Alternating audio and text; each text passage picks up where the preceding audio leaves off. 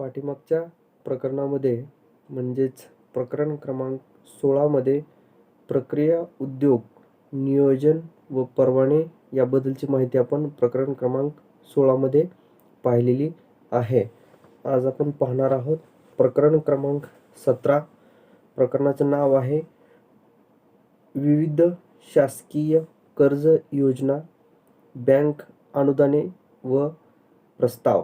प्रकरण क्रमांक 17 विविध शासकीय कर्ज योजना, बँक अनुदाने व प्रस्ताव. फळे आणि भाजीपाला प्रक्रिया उद्योग जो आहे त्या उद्योगांची निवड निश्चित झाल्यानंतर उद्योग जो आहे त्या उद्योगाची निवड निश्चित झाल्यानंतर उद्योगाचं स्वरूप निश्चित करायचं असतं. प्रक्रिया उद्योग स्वतः उभारणार किंवा भागीदारीत अथवा सहकारी तत्वावर सुरू करायचा आहे हे प्रथम ठरवायचं आहे. म्हणजे स्वतः करणार का भागीदारी पद्धतीमध्ये करणार का सहकारी पद्धतीने करणार हे सुरुवातीला ठरवायचं. त्यानंतर हे निश्चित झाल्यानंतर सर्व संबंधितांनी फळे आणि भाजीपाला प्रक्रिया व्यवसाय करण्यासाठी आवश्यक असणारं तंत्रज्ञान, हे तंत्रज्ञान प्रशिक्षण घेऊन किंवा प्रशिक्षणाच्या माध्यमातून प्रथम शिकणं गरजेचं आहे. प्रशिक्षण हे व्यवसाय करण्यासाठी एक अत्यंत महत्त्वाची बाब आहे. प्रशिक्षण पूर्ण करून त्याचं प्रमाणपत्र मिळाल्यानंतर प्रशिक्षण पूर्ण करायचं आणि त्याचं प्रमाणपत्र मिळाल्यानंतरच जिल्हा उद्योग केंद्रामधून अस्थायी लघु नोंदणी करून घ्यावी. जेव्हा प्रक्रिया उद्योग हा स्वतंत्ररित्या करणार असतो त्यास स्वतःची मालकी उद्योग असं संबोधलं जातं. जेव्हा प्रक्रिया उद्योग स्वतः सुरू करणार आहात तेव्हा त्यास स्वतःचा मालकी उद्योग असं संबोधलं जातं. जर 2 पेक्षा अधिक व्यक्ती एकत्र येऊन एकमेकाच्या संमतीनं अटी व शर्ती ठरवून भागीदारी करार करतात तेव्हा त्यास भागीदारी उद्योग असं म्हटलं जातं. ही भागीदारी करार रजिस्टर ऑफ फर्म्स कडे नोंदणी करावी लागते. हा जो काही भागीदारी करार आहे हा करार रजिस्ट्रार ऑफ फर्म्स कडे नोंदणी करावी लागते. जेव्हा 11 पेक्षा जास्त सदस्य एकत्र येऊन सहकारी तत्वावर प्रकल्पाची उभारणी करतात त्यास सहकारी संस्था असं म्हटलं जातं. सहकारी संस्थेची नोंदणी ही नोंदणी जिल्हा निबंधक सहकारी संस्थेमार्फत जिल्ह्याच्या ठिकाणी करावी. प्रकल्प अहवाल तयार करताना त्यामध्ये व्यवसायाची घटना नमूद करावी लागते. यासाठी निवडलेला व्यवसाय कोणत्या स्वरूपात करावयाचा आहे हे ठरवून वरीलप्रमाणे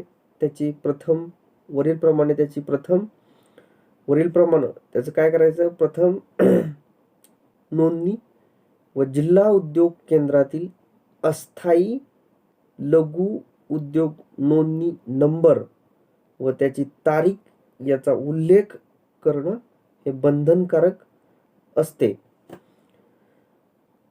उद्योजक होताना आपले शिक्षण, फळे व भाजीपाला प्रक्रिया व्यवसायाचं तांत्रिक ज्ञान व आपली आर्थिक परिस्थिती या बाबींचा विचार करणं जरुरी असतं.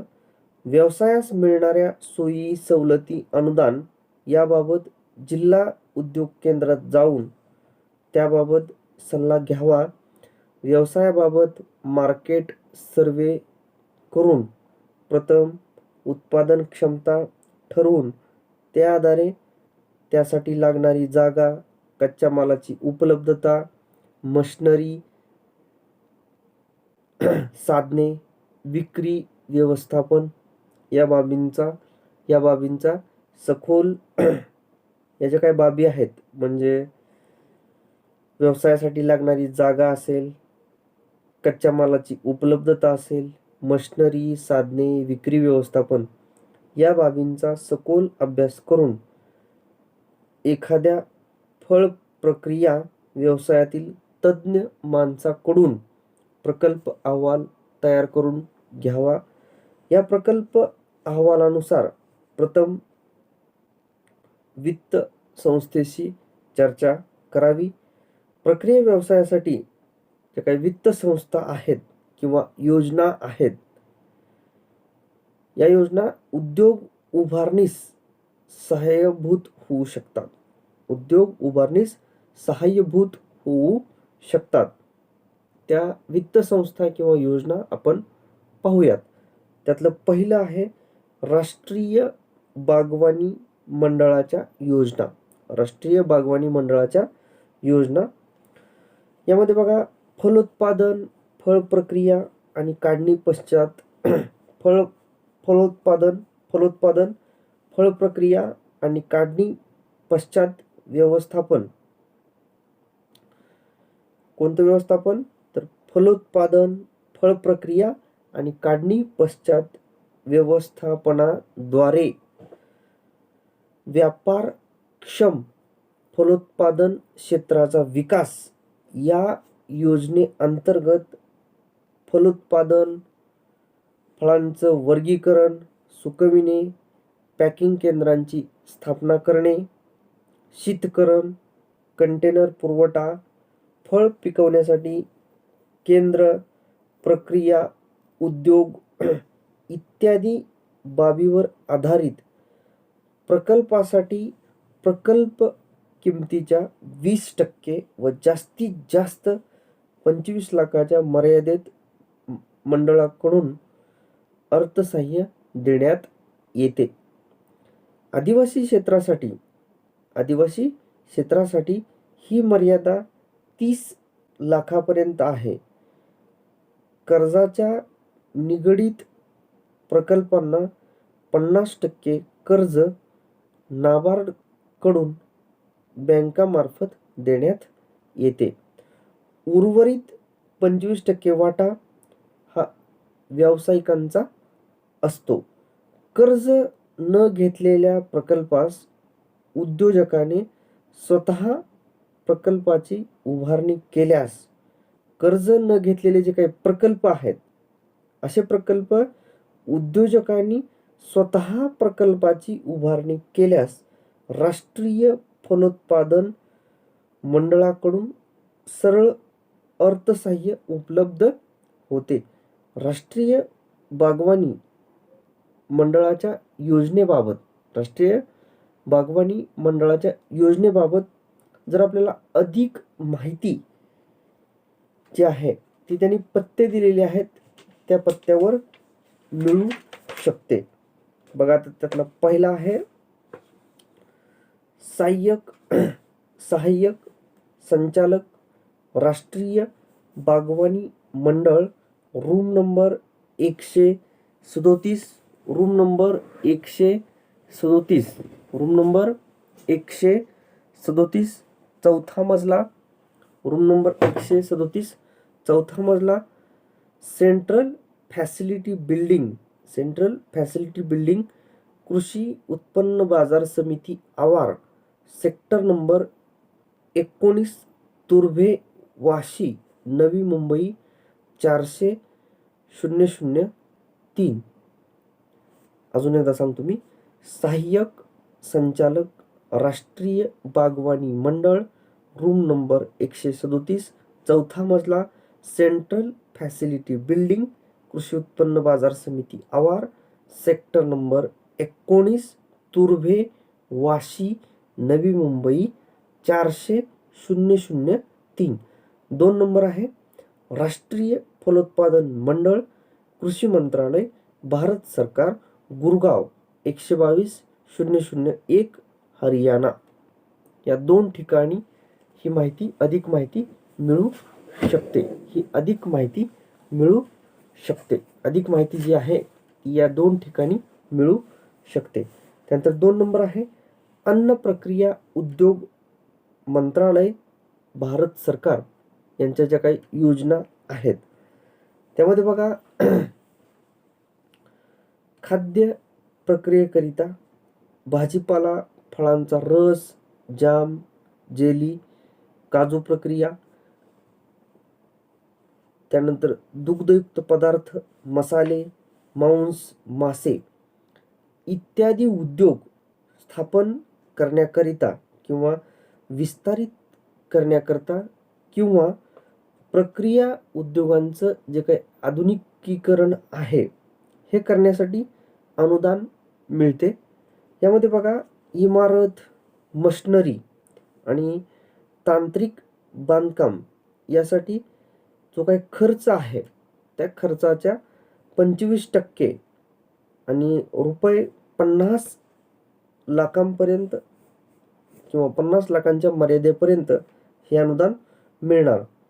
उद्योग विकास कार्यक्रमाचं जे आपण EDP म्हणतोय, EDP ह्याचं आयोजन करण्यासाठी EDP म्हणजे काय तर उद्योग विकास कार्यक्रम जो आहे किंवा EDP असं त्याला शॉर्टमध्ये म्हटलं जातं.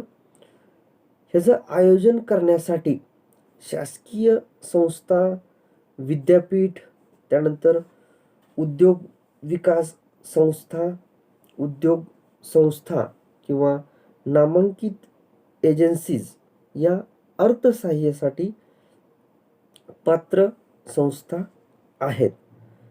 प्रत्येक जे काही EDP आहे, प्रत्येक EDP जे आहे त्यासाठी EDP साठी 1 लाखापर्यंत अर्थसहाय्य मिळतं.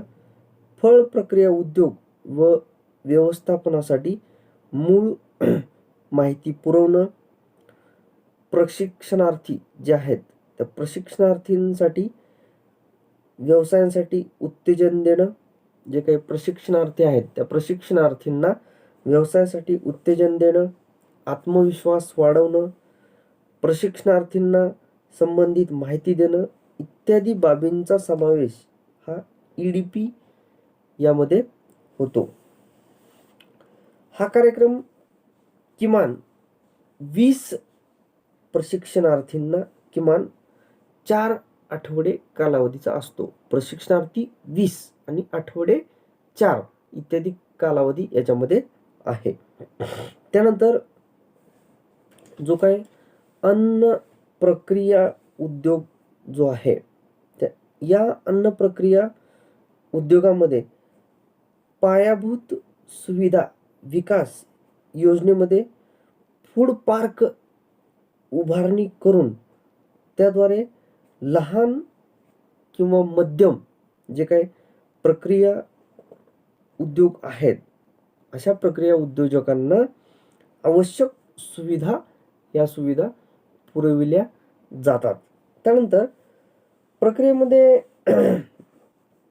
प्रक्रिया असेल किंवा पॅकेजिंग असेल, पणन माहिती असेल किंवा गुणवत्ता नियंत्रण असेल किंवा अन्न पदार्थ तपासणी असेल किंवा प्रयोगशाळांची उभारणी किंवा पॅकेजिंग केंद्र इत्यादी बाबींसाठी विशिष्ट मर्यादेत सर्वसाधारण क्षेत्रासाठी 25% व जे काही डोंगराळ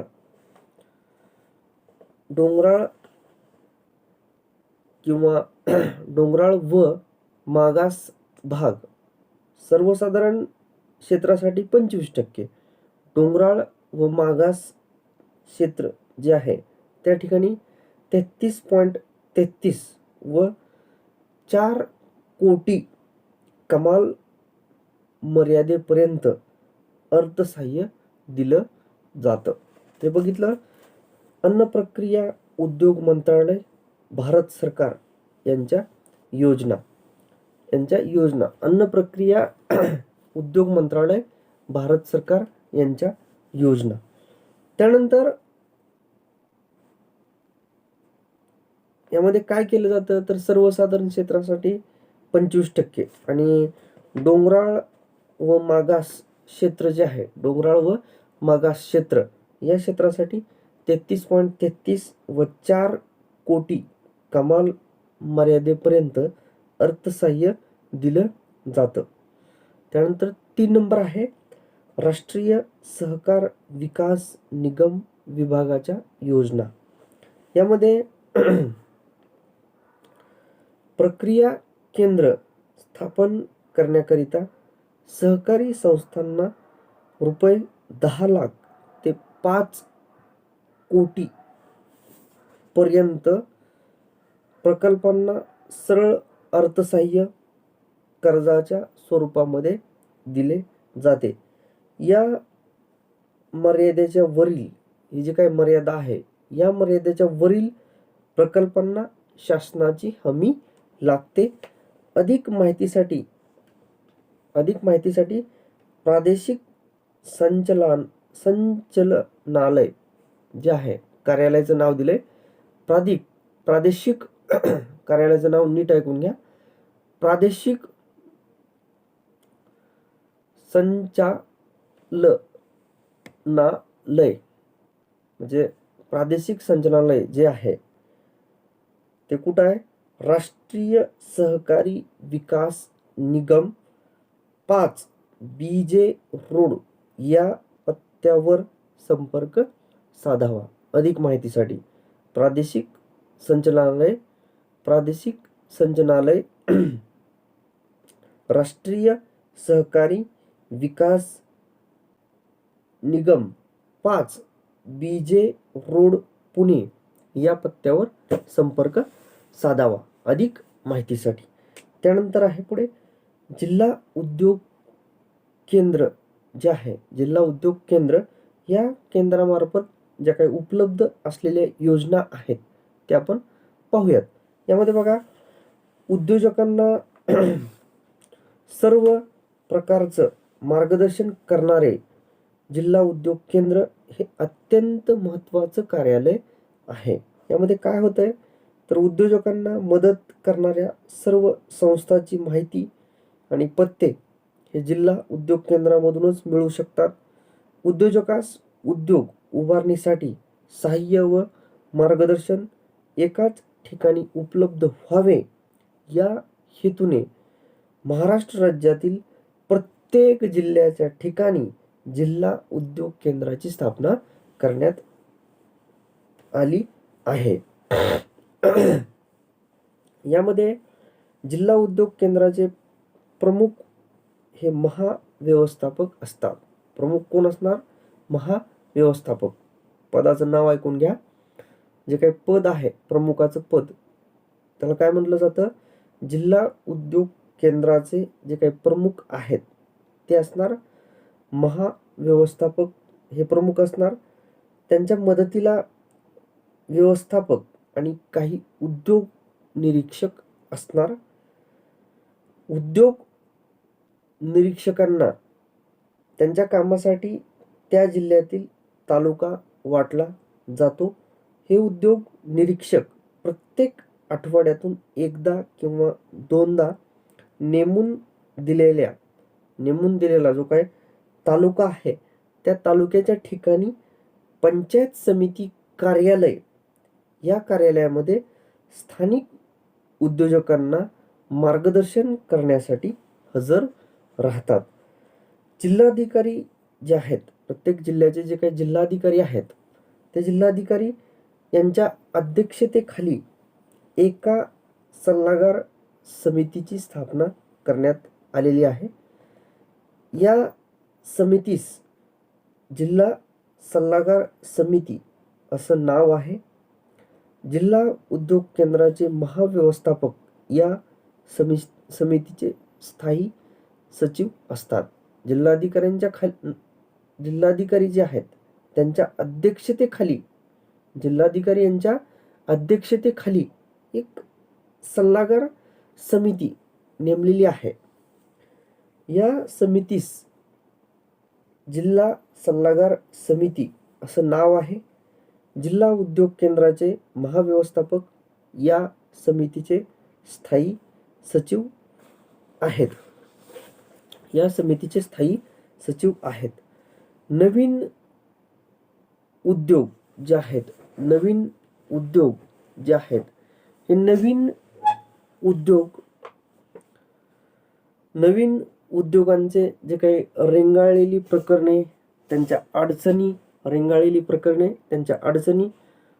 उद्योजकांनी निदर्शनास आणून दिल्यानंतर त्यांची कारवाई जी आहे, त्यांची कारवाई ही समिती करत असते. या समितीची बैठक ही प्रत्येक महिन्यात जिल्ह्याच्या ठिकाणी होत असते.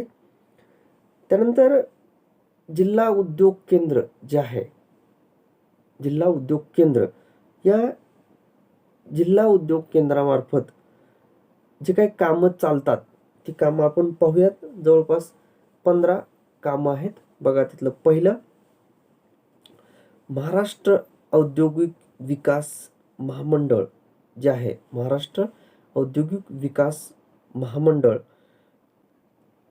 जे काही वसाहत आहे, ह्या वसाहतीमध्ये 2500 चौरस मीटर प्लॉट उद्योजकांना हस्तांतरित करणं, हे झालं पहिलं काम. जिल्ह्यातील उद्योजकांना लघु उद्योग म्हणून नोंदणी करणं. लघु उद्योजकांना टेलिफोन, विजेची उपलब्धता, सुलभ हप्त्यावरील यंत्रसामुग्री सुविधा मिळण्याकरिता शिफारस करणं. कच्चा माल उपलब्धतेसाठी शिफारस करणं. सुशिक्षित बेरोजगार जे आहेत, त्या सुशिक्षित बेरोजगारांना पंतप्रधान रोजगार योजना आणि बीज भांडवल योजना या योजनेअंतर्गत कर्ज मिळविण्यासाठी वित्तीय भांडवल संस्थांना शिफारस करणं. सहकारी व इतर औद्योगिक ज्या काही वसाहती आहेत, या वसाहती उभारण्यासाठी संबंधितांना मदत करणं. नवीन जे काही उद्योजक आहेत, त्या नवीन उद्योजकांना प्रशिक्षण देणं, सहकार्य करणं. उद्योजकांना मदतीसाठी सर्व सरकारी व निमसरकारी खात्यास व इतर संबंधित संस्थांशी समन्वय साधणं. त्यानंतर उद्योजकांची सर्व जमीनविषयक प्रकरणं, बिगर शेती परवाने, उद्योजकांशी जे काय सर्व जमीनविषयक प्रकरणं, उद्योजकांचे जे काय जमीन विषयक प्रकरणं आहेत, त्याचबरोबर बिनशेती परवाने, जे आपण NA असं म्हणतोय, बिनशेती परवाने, त्यानंतर औद्योगिक कारणाकरिता अशा प्रकरणामध्ये छाननी करून जिल्हाधिकारी यांच्याकडे शिफारस करणं असेल, जिल्हाधिकारी यांच्याकडे शिफारस करणे. त्यानंतर उद्योजकांना आर्थिक सहाय्य मिळण्यासाठी मदत करणे. संबंधित वित्तीय संस्थांना शिफारस करणे. त्यानंतर उद्योजकांना योग्य बाजारपेठ मिळण्यासाठी मदत करणे व संबंधितांना शिफारस करणे. त्यानंतर जिल्हा पुरस्कार व राष्ट्रीय पुरस्कारासाठी उद्योजक जे आहेत, त्यांच्या अर्जाची शिफारस करणं. जे काही अर्ज केलेत त्या अर्जांची शिफारस करणं. उद्योजकांना मार्गदर्शन सुद्धा केलं जातं. त्यानंतर सुशिक्षित बेरोजगारांना बीज भांडवल मंजूर करून त्याचं वाटप केलं जातं. महाराष्ट्र शासनाची एकत्रित प्रोत्साहन योजना 1993 ही लघु उद्योगासाठी राबवणं, अशी काही एकूण 15 कामं त्यांनी दिलेली आहेत. हे कोणाची कामं आहेत तर जिल्हा उद्योग केंद्र यांची कामं आहेत. त्यानंतर 15 कामं आहेत. टोटल 15 कामं इथं त्यांनी दिलेली आहेत. जिल्हा उद्योग केंद्रामार्फत जे काही कामं होतात ते 15 कामं इथं त्यांनी दिलेली आहेत. त्यानंतर आता पुढील योजना आहे ती आहे पंतप्रधान योजना. जिल्हा उद्योग केंद्राचे जे काही 15 कामं आहेत ते अजून एकदा मी रिवाईज करतो. जे काही महाराष्ट्र औद्योगिक विकास महामंडळ आहे, या वसाहतीमध्ये जी काही वसाहत आहे औद्योगिक विकास महामंडळाची वसाहत, या वसाहतीमध्ये 2500 चौरस मीटरचा प्लॉट उद्योजकांना देणे. त्यानंतर जिल्ह्यातील जे काही लघु उद्योजक आहेत किंवा उद्योजक आहेत यांचं लघु उद्योग घटक म्हणून नोंदणी करणं. उद्योजकांना टेलिफोन विजेची उपलब्धता, सुलभ हप्त्यावरील यंत्रसामुग्री इत्यादी सुविधा मिळवण्यासाठी शिफारस करणं असेल. कच्चा माल जो आहे तो कच्च्या मालाची उपलब्धता यासाठी शिफारस करणं. सुशिक्षित बेरोजगारांना पंतप्रधान रोजगार योजना, बीज भांडवल रोजगार पंतप्रधान रोजगार योजना किंवा बीज भांडवल योजनेअंतर्गत कर्ज मिळवणं असेल. हे कर्ज मिळवण्यासाठी वित्तीय भांडवल संस्थांना शिफारस करणं. सहकारी किंवा इतर औद्योगिक वसाहती उभारण्यासाठी संबंधितांना मदत करणं. नवीन उद्योजकांना प्रशिक्षण देणं, सहकार्य करणं. उद्योजकांच्या मदतीसाठी सर्व सरकारी किंवा निमसरकारी खात्यास व संबंधित संस्थांशी समन्वय साधणं. उद्योजकांची सर्व जमीनविषयक प्रकरणं बिगर शेती परवाने औद्योगिक कारणाकरिता अशा प्रकरणामध्ये छाननी करून जिल्हाधिकारी यांच्याकडे शिफारस करणे. उद्योजकांना आर्थिक सहाय्य मिळवण्यासाठी मदत करणे व संबंधित वित्तीय संस्थांना शिफारस करणे. उद्योजकांना योग्य बाजारपेठ मिळण्यासाठी मदत करणे व संबंधितांना शिफारस करणे. जिल्हा पुरस्कार व राष्ट्रीय पुरस्कारांसाठी जे काही अर्ज आलेत त्या अर्जांची शिफारस करणं. उद्योजकांना मार्गदर्शन करणं. सुशिक्षित बेरोजगारांना बीज भांडवल मंजूर करून त्यांचं वाटप करणं असेल. महाराष्ट्र शासनाची एकत्रित प्रोत्साहन योजना 1993 ही योजना लघु उद्योगासाठी राबवणं इत्यादी कामं होतात जिल्हा उद्योग केंद्रामार्फत. त्यानंतर आता योजना बघूयात. बघा, आता पहिली योजना आहे पंतप्रधान योजना. यामध्ये काय केलं जातं तर नवीन उद्योग किंवा सेवा उद्योग व्यवसाय सुरू करण्यासाठी जे काही कर्ज आहे या कर्जाची सोय या योजनेअंतर्गत केली जाते. या योजनेअंतर्गत 2 लाखापर्यंत कर्ज मर्यादा आहे. कर्ज मर्यादा किती आहे तर 2 लाखापर्यंत आहे. नवीन उद्योग व सेवा उद्योग हा 1 लाखापर्यंत कर्ज उपलब्ध असतं. पात्र उमेदवारांनी भागीदारी केल्यास 11 लाखापर्यंत हे कर्ज मिळू शकतं.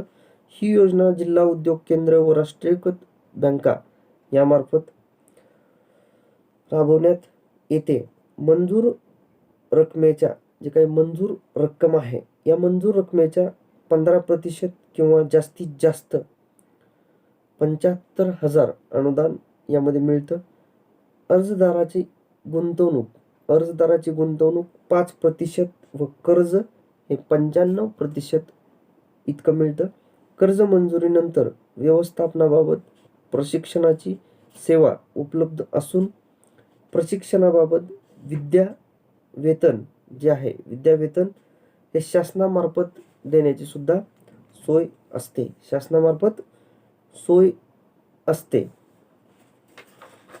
हे झालं पंतप्रधान योजना यामधली माहिती. त्यानंतर आहे पुढे बीज भांडवल योजना. बीज भांडवल योजना. या योजनेअंतर्गत नवीन उद्योग व्यवसाय सुरू करण्यासाठी कर्जाची सोय आहे. प्रकल्पाची कमाल मर्यादा ही 10 लाखापर्यंत असते.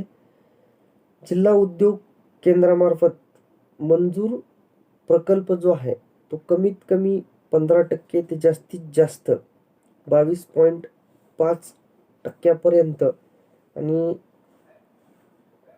1 लाख 50,000 कमाल मर्यादेपर्यंत 10% व्याजदरानं बीज भांडवल या योजनेअंतर्गत मिळतं. बीज भांडवल योजना आपण पाहत आहोत.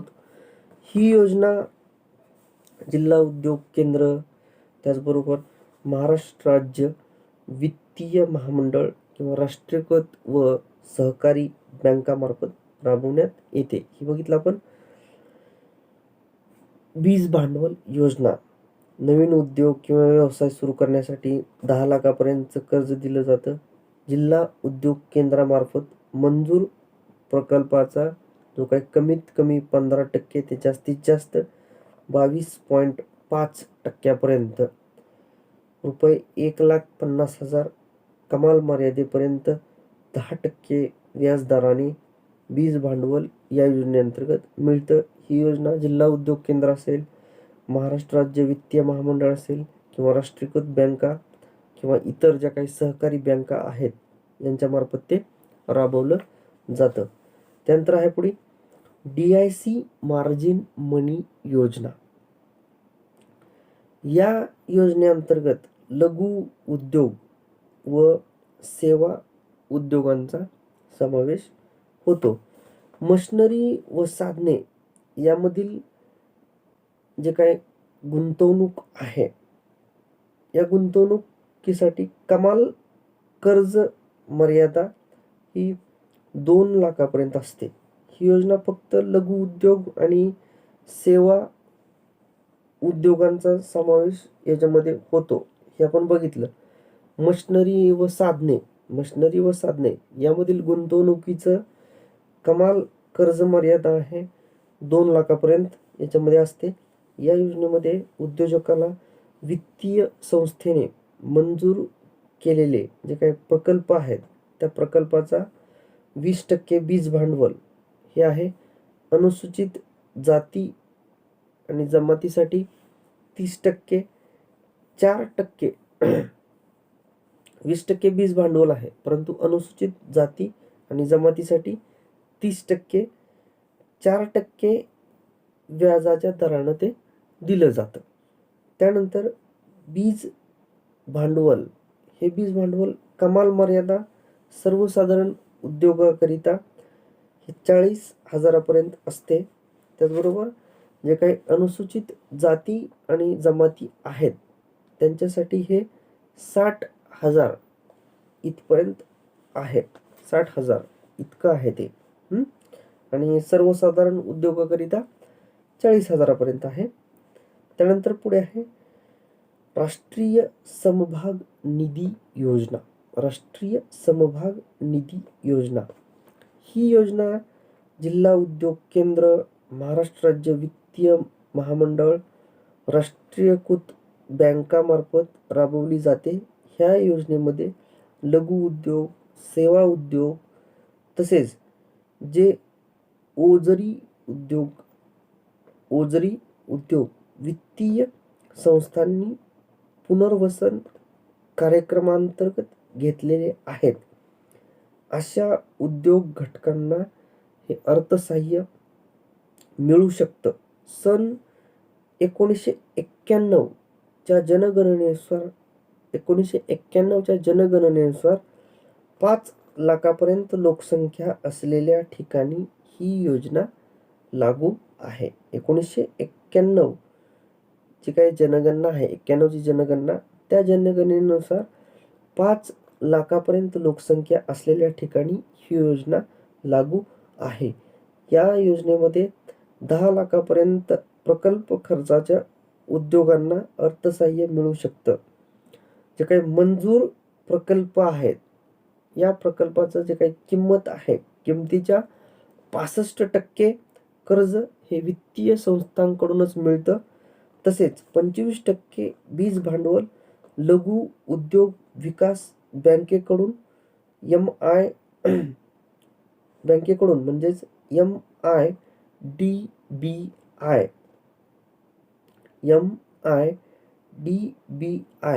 या ठिकाणी 1% सेवा शुल्क दरानं ते मिळतं. या योजनेअंतर्गत जे काही राष्ट्रीय समभाग निधी योजना आहे. याच्यामध्ये काय होतंय तर मंजूर प्रकल्प किमतीच्या 65% कर्ज हे वित्तीय संस्थाकडून मिळणार. 25% बीज भांडवल लघु उद्योग विकास बँकेकडून म्हणजेच MIDBI आणि 1% सेवा शुल्क दरानं ते मिळतं. या योजनेअंतर्गत अर्जदाराला 10% स्वतःची रक्कम ही गुंतवावी लागते. 15% समभाग निधीचा परतफेड जे आहे तो कालावधी आहे 7 वर्ष. समभाग निधी परतफेडीचा कालावधी आहे 7 वर्ष. म्हणजे 15% जे काय समभाग निधी आहे तो परतफेडीचा कालावधी आहे 7 वर्ष. आणि अर्जदाराला याच्यामध्ये जे काही कर्ज आहे ते 10% जो काही अर्जदार आहे त्या अर्जदाराला 10% स्वतःची रक्कम गुंतवावी लागणार आहे. 10% स्वतःची रक्कम आणि 15% जो काही समभाग निधी आहे तो परतफेड करण्याचा कालावधी हा 7 वर्षाचा असणार आहे. त्यानंतर पुढे आहे महाराष्ट्र राज्य खादी व ग्रामोद्योग मंडळ कर्ज योजना. यालाच म्हणायचं consortium bank finance. Bank finance बघा, यामध्ये आता महाराष्ट्रामध्ये खादी आणि ग्रामोद्योग विकास कार्यासाठी महाराष्ट्र शासनाने महाराष्ट्र राज्य खादी व ग्रामोद्योग मंडळाची 1962 मध्ये राज्य विधान मंडळाच्या कायद्यानुसार स्थापना केलेली आहे. ग्रामीण भागातील गरजू लोकांना रोजगार, खेड्यातील कारागीर व बलुतेदार जे काय आहेत, ग्रामीण भागातील गरजू लोकांना रोजगार, खेड्यातील कारागीर व जे काही बलुतेदार आहेत यांच्या उद्योगाचं स्थैर्य, स्वयंरोजगाराच्या क्षेत्राची व्यापक प्रमाणात वृद्धी, खादी व ग्रामोद्योगासाठी पतपुरवठा, कच्चा माल पुरवठ्यासाठी शिफारस, कारागिरांचे तांत्रिक कौशल्य वाढवण्यात उत्तेजन, तयार मालाच्या विक्रीस मदत, निवडक ग्रामोद्योगांचे प्रशिक्षण, खादी ग्रामोद्योगाचा विकासास पोषक असं धोरण ठरविण्याबाबत शासनाशी प्रभावी संपर्क, स्थानिक साधनसंपत्तीचा वापर करून जे काही ग्रामीण भागातील कारागीर आहेत या कारागिरांना रोजगार मिळवून देणं हे या मंडळाचं उद्दिष्ट आहे. आतापर्यंत या मंडळानं सुमारे 5 लाखांपेक्षा जास्त लोकांना रोजगाराची संधी उपलब्ध करून दिलेली आहे. यामध्ये काय केलं जातं तर उच्चाधिकार जे आहेत उच्चाधिकार समितीनं केलेल्या शिफारशीनुसार 20,000 लोकसंख्येपर्यंतचे जे गाव आहे, 20,000 लोकसंख्येपर्यंत जे काही गाव आहे अशा गावामध्ये उत्पादन केंद्रात गुंतविण्यात येणारी भांडवली कर्जाची गुंतवणूक, ज्यामध्ये दरडोई 50,000 रुपयापर्यंत भांडवली गुंतवणूक करता येते, अशा उद्योगास ग्रामोद्योग म्हणून संबोधण्यात आलेलं आहे. यामध्ये बेकरी व्यावसायिकांचा सुद्धा समावेश आहे. खादी व ग्रामोद्योग कार्यक्रम अधिक प्रभावीपणे राबवण्याच्या दृष्टीने केंद्र शासनाने माननीय पंतप्रधान यांच्या अध्यक्षतेखाली एक उच्च अधिकार समिती नियुक्त केली होती. सदर समितीने खादी व ग्रामोद्योगाच्या कार्यक्रमाचा सखोल अभ्यास केलेला आहे आणि अभ्यास करून केंद्र शासनास अहवाल सादर केला होता. सदरचा अहवाल केंद्र शासनाने स्वीकारून उच्चाधिकार समितीनं केलेल्या जे काही शिफारस आहे त्या शिफारशीप्रमाणे 1995-96 या आर्थिक वर्षापासून खादी व ग्रामोद्योग कार्यक्रम जो आहे या कार्यक्रमांची अंमलबजावणी चालू करण्यात आलेली आहे 1995-96 पासून. त्यानंतर आहे त्यानंतर अर्थसहाय्याची योजना काय आहे ते आपण बघू.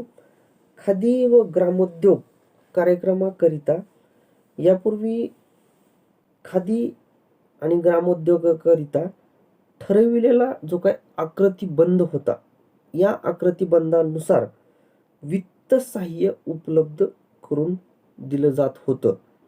यामध्ये आता नवीन आर्थिक धोरणानुसार बदल करण्यात आलेला आहे. ग्रामोद्योगाचा जे काही ग्रामोद्योगाच्या उभारणीकरिता मार्जिन मनीच्या स्वरूपात अर्थसहाय्य देण्याचं खादी व ग्रामोद्योग महामंडळानं ठरविलेलं आहे.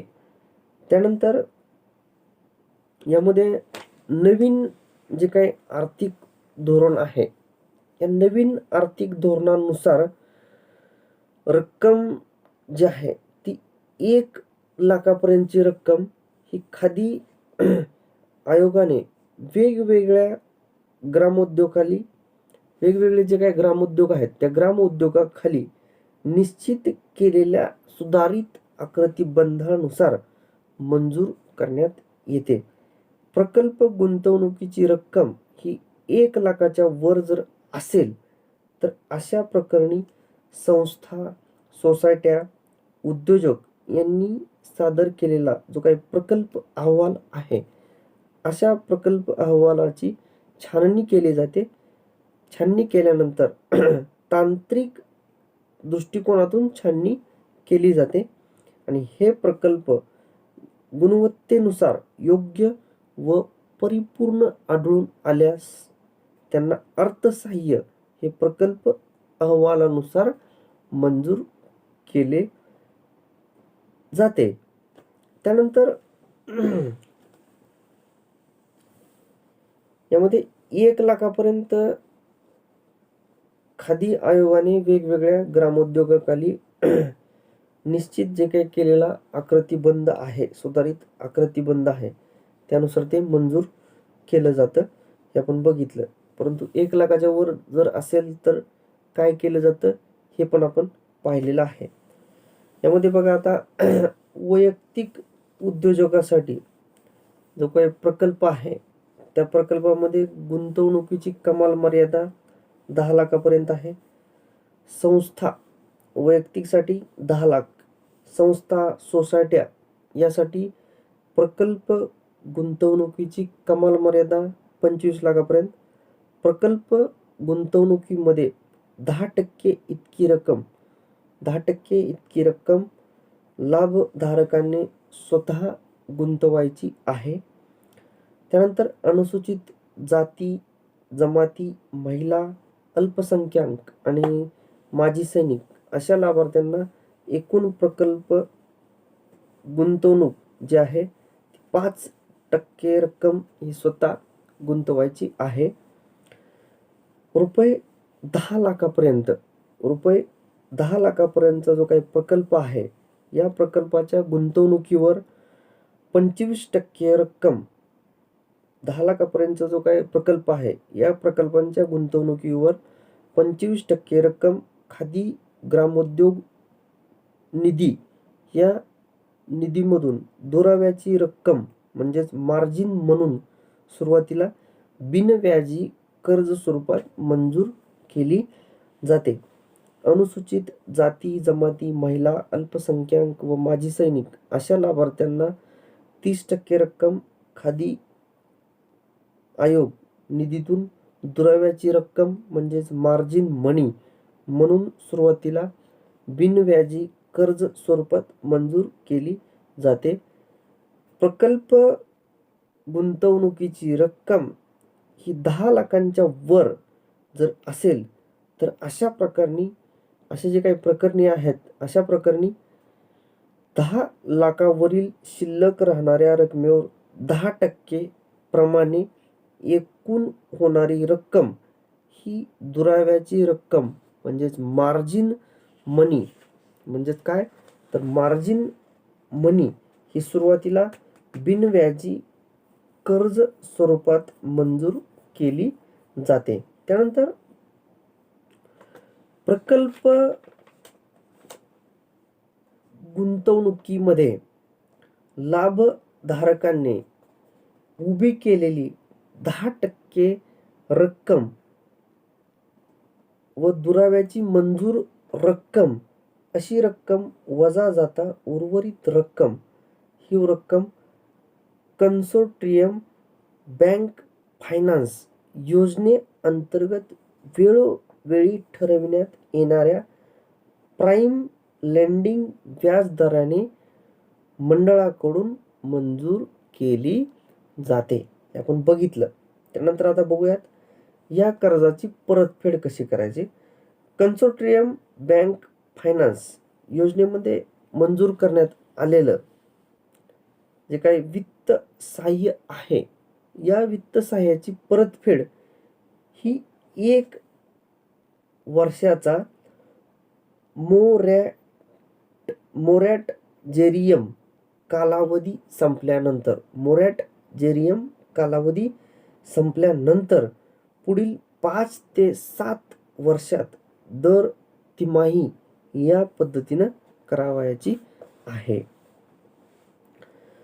प्रकल्प जो आहे तो प्रकल्प कार्यान्वित झाल्यानंतर लाभधारकाने कन्सोर्टियम बँक फायनान्स मधून मंजूर करण्यात आलेल्या कर्जाची रक्कम ही ठरवून दिलेल्या मुदतीमध्ये 15.5% व्याजासह परतफेड केल्यानंतर व त्याबाबत मंडळाची खात्री झाल्यानंतर लाभधारकांना मार्जिन मनी म्हणून मंजूर करण्यात आलेल्या रकमेचं अनुदानात रूपांतर करण्यात येतं.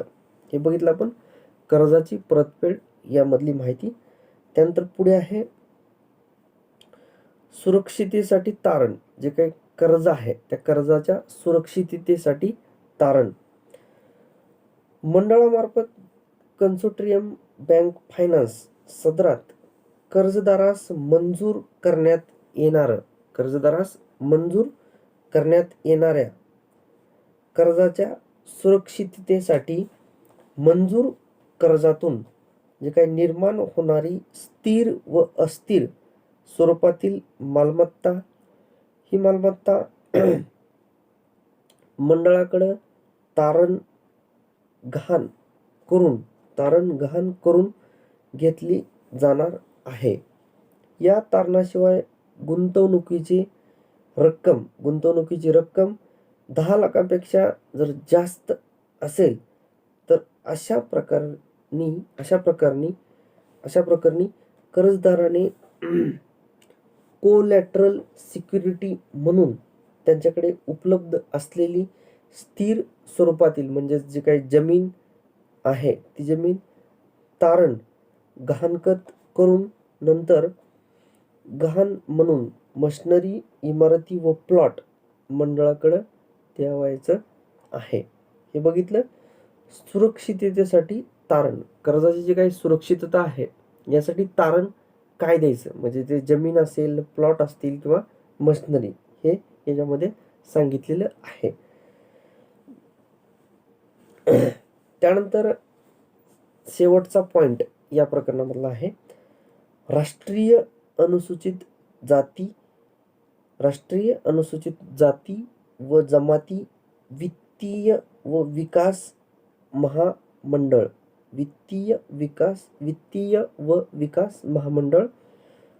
बघा, अजून एकदा नाव सांगतो मी. राष्ट्रीय अनुसूचित जाती व जमाती वित्तीय व विकास महामंडळ, यालाच म्हणलेलं आहे NSFDC.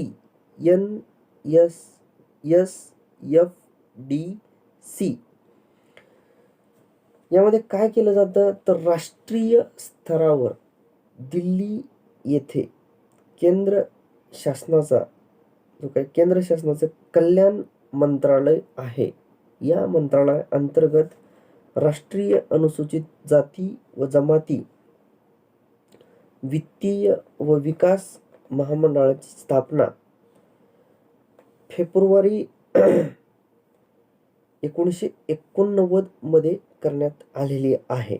1989 मध्ये करण्यात आलेली आहे. महाराष्ट्र राज्यामध्ये सदर महामंडळाचं अंमलबजावणीचं कार्य हे महात्मा फुले मागासवर्ग विकास महामंडळाकडून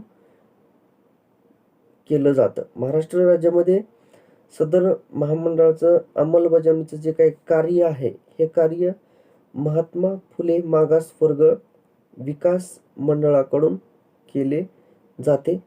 प्रकल्प गुंतवणूक व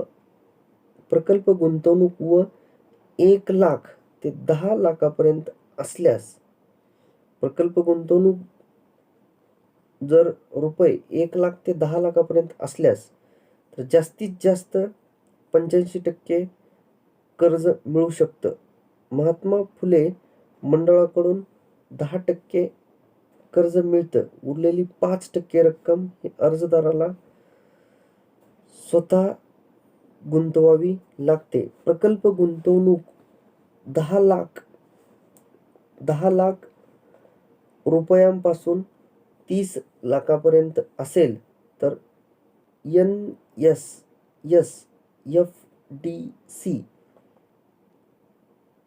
च्या कर्जातील NSFDC च्या कर्जातील हिस्सा हा 25% इतका असतो. त्यानंतर महात्मा फुले मागासवर्गीय महामंडळ हे 7% रक्कम देतं व उरलेली 8% रक्कम अर्जदाराला जमा करावी लागते. या योजनेअंतर्गत 5 लाखापर्यंतचा कर्जावर 6% व्याज आकारलं जातं. तर 5 लाखापेक्षा जास्त रकमेवर 8.5% व्याजदर असतो. मुदत कर्ज योजनेअंतर्गत कर्जाची परतफेड 5 ते 10 वर्षामध्ये करावी लागते. इथं हे प्रकरण क्रमांक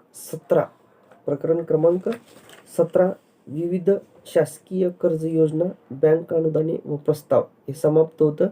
या प्रकरणावरती दीर्घोत्तरी प्रश्न पडू शकतो किंवा ऑब्जेक्टिव्हचा सुद्धा प्रश्न पडू शकतो. प्रकरण यामध्ये वेगवेगळ्या योजना दिलेल्या आहेत. वेगवेगळ्या योजना, प्रक्रिया उद्योग उभा करण्यासाठी ज्या काही योजना लागणार आहेत त्या योजनांची माहिती या प्रकरणामध्ये दिलेली आहे. इथं हे प्रकरण क्रमांक 17 विविध शासकीय कर्ज योजना, बँक अनुदाने व प्रस्ताव हे प्रकरण इथं समाप्त होतं.